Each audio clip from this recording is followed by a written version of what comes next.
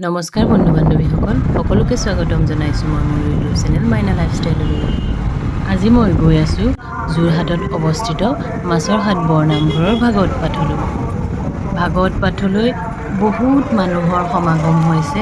দূৰৰ পৰাই লক্ষ্য কৰিছে চাগে আপোনালোকে মানুহৰ ভিৰ কেনেকুৱা হৈছে। ব'লক মোৰ লগতে আপোনালোকেও এবাৰ সেৱা জনাব। মে'ৰ 18 তাৰিখৰ পৰা আৰম্ভ হোৱা এই ভাগৱত পাঠ 25 মে'ত সমাপ্ত হ'ব।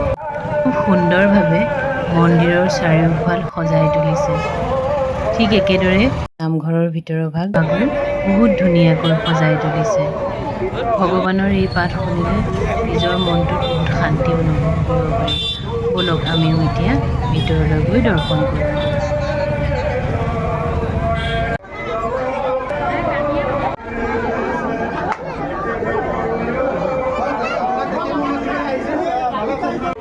বন্ধুসকল চাওকচোন কি সুন্দৰভাৱে ইয়াত ভগৱানৰ দশ অৱতাৰৰ ৰূপ দেখুওৱা হৈছে।